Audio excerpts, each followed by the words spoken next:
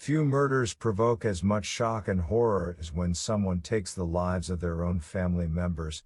We've discussed men who've killed their families, but it seems all the more shocking when a woman kills her family, the children she brought into this world and nurtured for some time. Why does this happen? What could motivate a mother to deliberately end the lives of her own children? As we will discover in this list, grief, anger, and an inability to give her children the life she thinks they deserve are just a few reasons a mother could do the unthinkable. Number 10. Aubrianne Moore.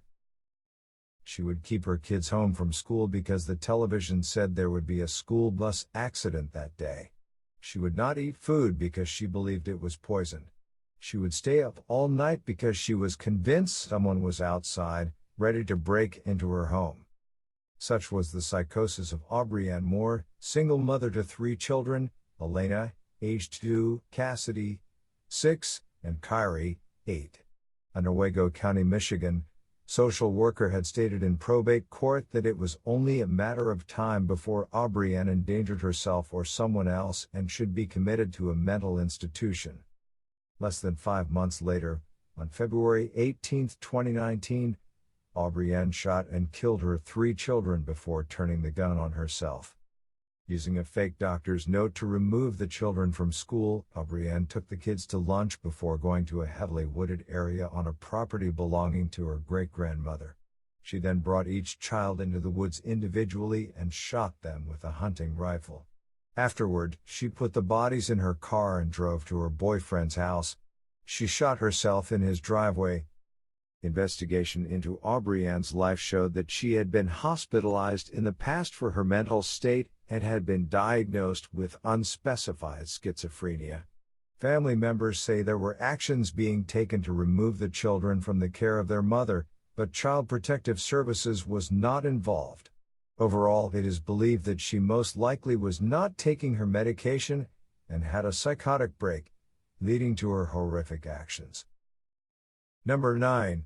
Ethel Yeldem.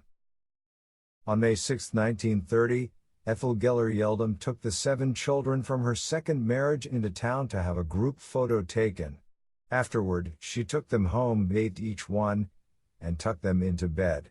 Then, one by one, she shot them in the heart before turning the gun on herself. "I am so tired. I can't go on," said a suicide note Ethel left behind for her 3 remaining children, all from her first marriage. It was believed that she was struggling to support herself and the children while her husband was serving time in the Ohio State Penitentiary.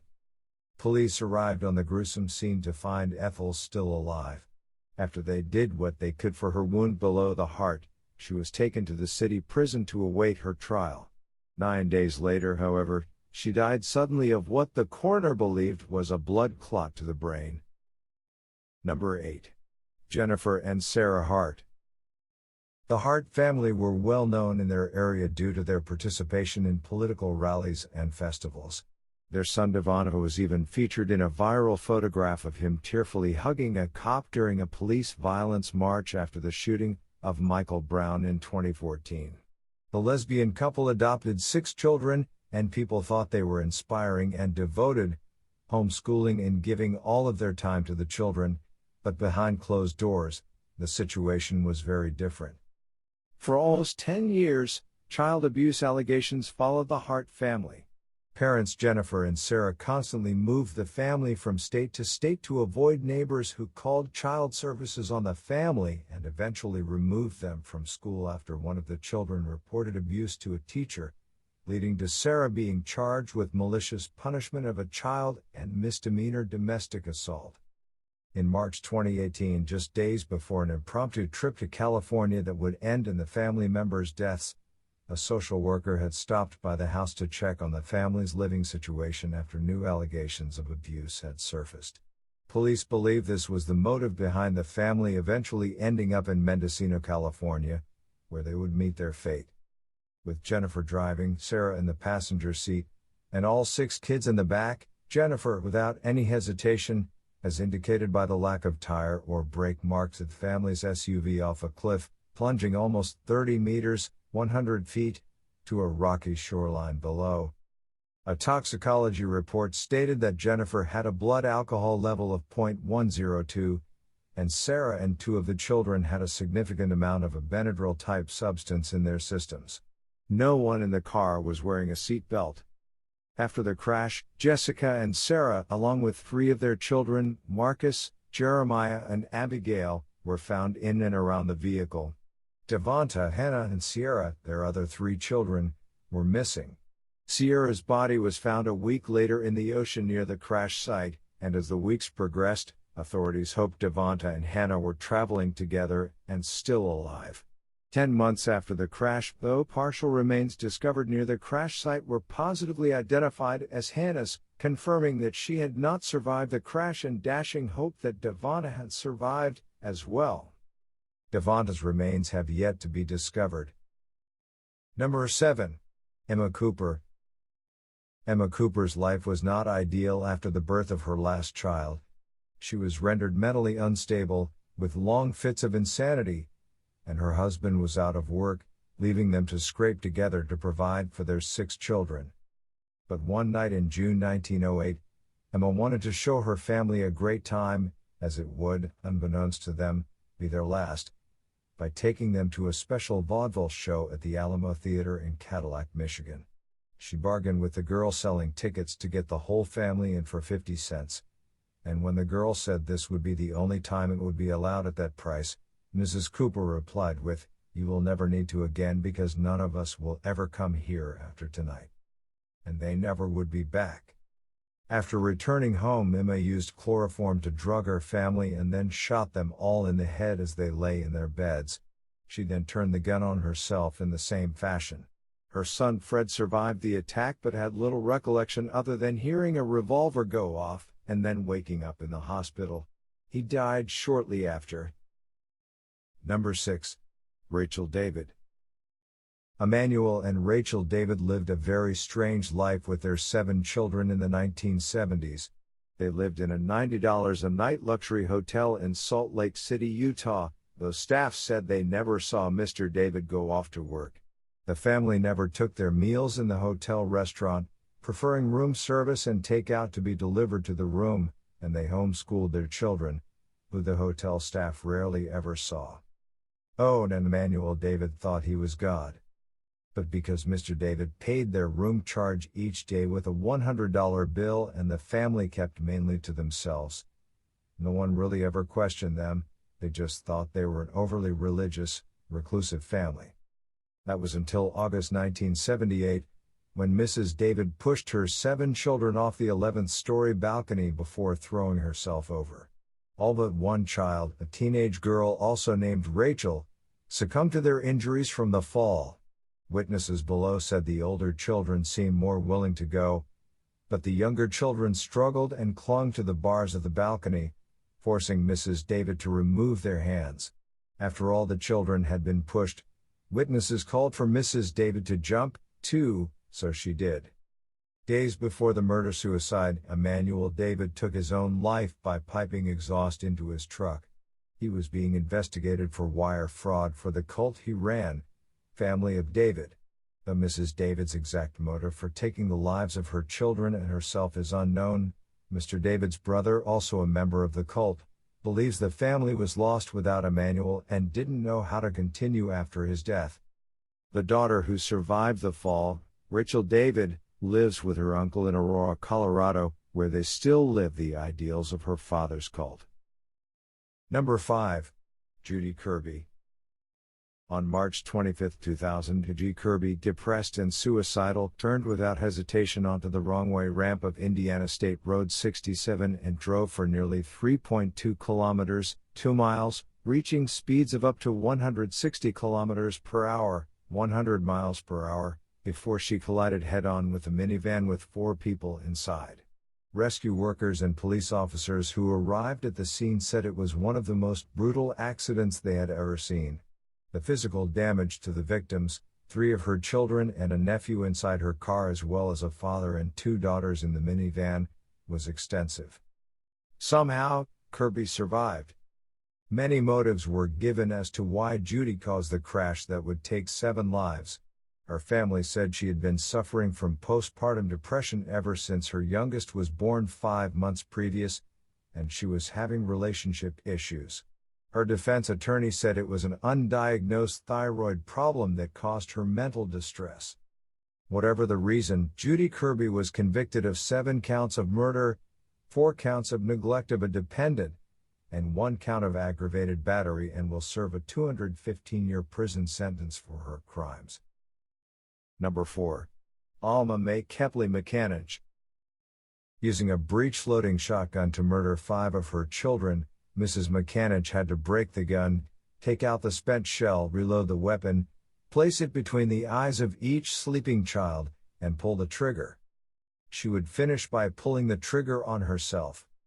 Her 2 oldest children, who had been out for the night to celebrate Halloween, discovered the ghastly scene as well as a suicide note from their mother stating, "I have stood all I can take." They later claimed they were saved because she did not have enough shells to shoot them, too.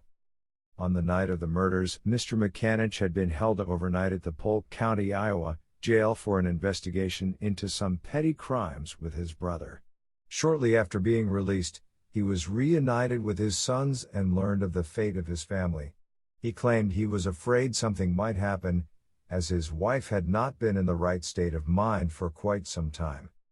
Mrs. McAninch and her children were laid to rest in one large grave in November 1937. Number 3. Tracey Shaw. Screaming, "My babies! My babies!" Tracey Shaw, cradling her 5-month-old son, stood outside her Philadelphia row house as flames engulfed it on the morning of December 23, 1994. Inside were her 4 children, Katria, Jera, Sean, and Mary, and 2 babysitters, Inez and Linda. They would not survive, succumbing to smoke and soot inhalation. Andre Broggins, a former boyfriend, testified at her hearing that Shaw had threatened to burn her house down and kill her children if he left her. He said that at one point, she even poured lighter fluid on the ground and said all that was missing was a match. Shaw denied this and instead claimed that Broggins was to blame, stating he set the fire out of anger at being kicked out of the house. The jury discounted this defense, and Shaw was found guilty of 6 counts of first-degree murder and sentenced to 6 consecutive life terms.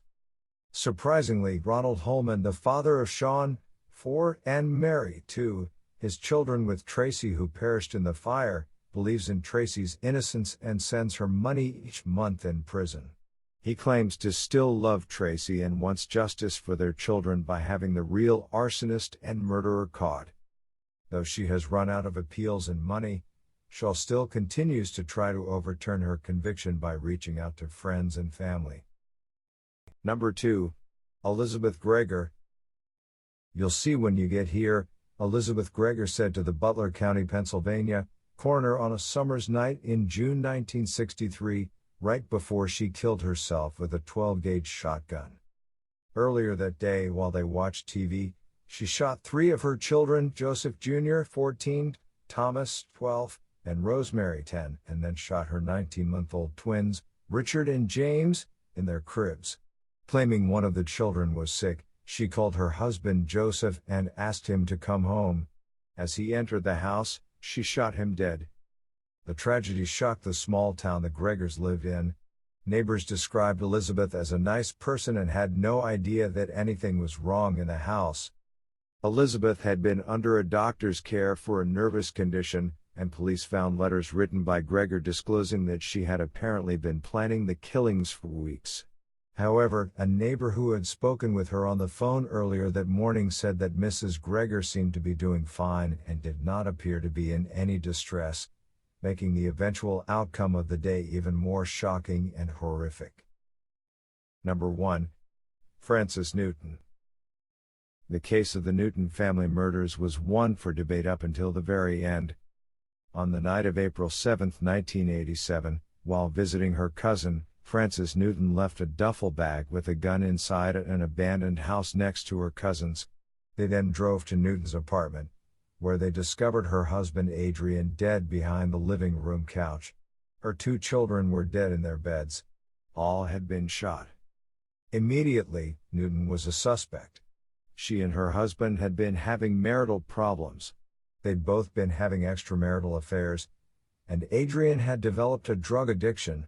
She had also recently taken life insurance policies out on Adrienne and their youngest daughter, totaling $100,000, which prosecutors said was the main motive for the murders. And then there was the gun she stashed, which investigators claimed was the murder weapon. But Newton didn't have gunpowder on her hands or her clothing, and it is believed that 2 guns of the same caliber were discovered in Newton's apartment. Adrienne's brother also claimed that he and Adrienne owed a drug dealer $1,500. A lead Newton's court-appointed trial attorney did not investigate. All along, Newton claimed her innocence. She appealed her case many times, right up to hours before her scheduled lethal injection, claiming that her trial attorneys were incompetent and that evidence was destroyed for her trial. Her clothing had been stored with the victim's bloody clothing, making it impossible to retest. She always lost the appeals. On September 14, 2005, Frances Newton became the first black woman since the Civil War to be executed on death row in Texas.